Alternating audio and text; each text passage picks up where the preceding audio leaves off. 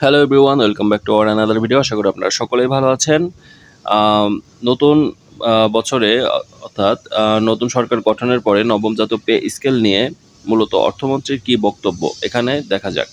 তো সরকারের বক্তব্য, বর্তমান অবস্থা ও অর্থমন্ত্রীর বক্তব্য। নতুন অর্থমন্ত্রী আমির খসরু মাহমুদ চৌধুরী 18 ফেব্রুয়ারি 2026 তারিখে জানিয়েছেন যে নবম পে স্কেল বাস্তবায়নের বিষয়টি এখনও চূড়ান্ত হয়নি। তিনি উল্লেখ করেছেন, পে কমিশনের দেওয়া সুপারিশগুলো বিশদভাবে পরীক্ষা-নিরীক্ষা করার পর সিদ্ধান্ত নেওয়া হবে।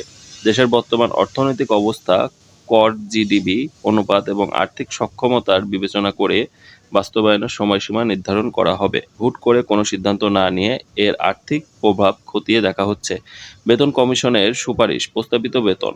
জাতীয় বেতন কমিশন 2025 গত 21শে জানুয়ারি তাদের চূড়ান্ত প্রতিবেদনে জমা দিয়েছে। সেখানে যে উল্লেখযোগ্য পরিবর্তনগুলো সুপারিশ করা হয়েছে: সর্বনিম্ন বেতন 8,250 টাকা থেকে বাড়িয়ে 20,000 টাকা করার প্রস্তাব, সর্বোচ্চ বেতন 78,000 টাকা থেকে বাড়িয়ে 1,60,000 টাকা করার প্রস্তাব, বেতন বৃদ্ধি গ্রেড ভেদে 100% থেকে 147% পর্যন্ত বেতন বৃদ্ধির সুপারিশ করা হয়েছে। গ্রেড বিন্যাস, বর্তমানে 20টি গ্রেড বহাল রেখেই এই কাঠামো প্রস্তাব করা হয়েছে।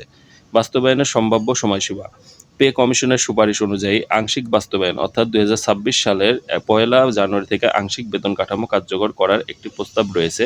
পূর্ণাঙ্গ বাস্তবায়ন: 2026-27 অর্থবছরের প্রথম দিন অর্থাৎ 1 জুলাই 2026 থেকে এটি পুরোপুরি কার্যকর করার পরিকল্পনা রয়েছে।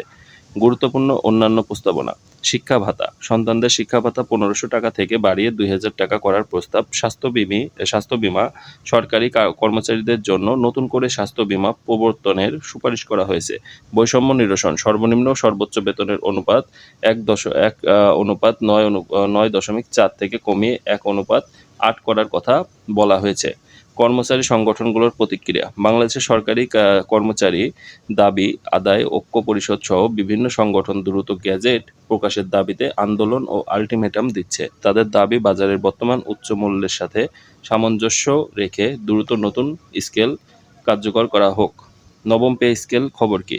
কমিশন সূত্রে জানা গেছে, প্রস্তাবিত নতুন বেতন কাঠামোর মূল্যস্ফীতি ও জীবনযাত্রার ব্যয় বিবেচনায় নিয়ে সরকারি চাকরিজীবীদের বেতন গড়ে প্রায় 105% বৃদ্ধির সুপারিশ করা হয়েছে।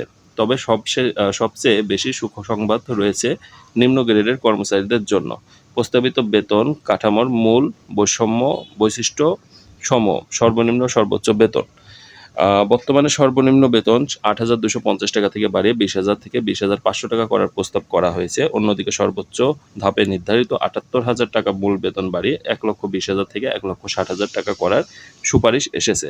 বেতন বৃদ্ধির হার: নিম্ন স্তরের 20তম গ্রেডে কর্মচারীদের জন্য বেতন প্রায় 140% পর্যন্ত বৃদ্ধির সুপারিশ করা হয়েছে। উপরের স্তরের কর্মকর্তাদের ক্ষেত্রে এই বৃদ্ধির হার তুলনামূলক কম, প্রায় 80% হতে পারে।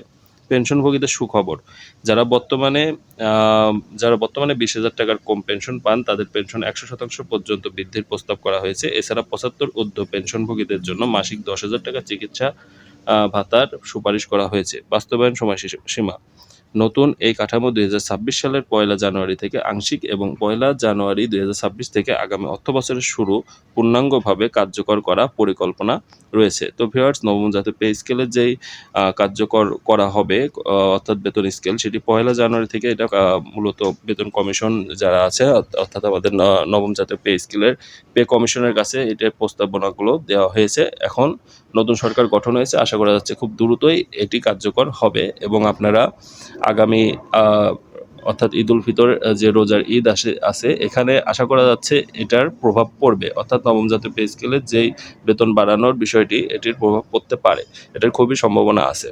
তো ভিউয়ার্স, এই ছিল মূলত আজকের ভিডিও। যদি ভিডিওটি ভালো লাগে অবশ্যই ভিডিওতে একটি লাইক করবেন এবং যারা নবম জাতীয় পে স্কেল বেতন কমিশনের আপডেট এবং চাকরি রিলেটেড খবরাখবর সবার আগে পেতে চান, তারা অবশ্যই আমাদের চ্যানেলের সাথেই থাকবেন। সকলকে অসংখ্য ধন্যবাদ এতক্ষণ আমাদের সাথে থাকার জন্য।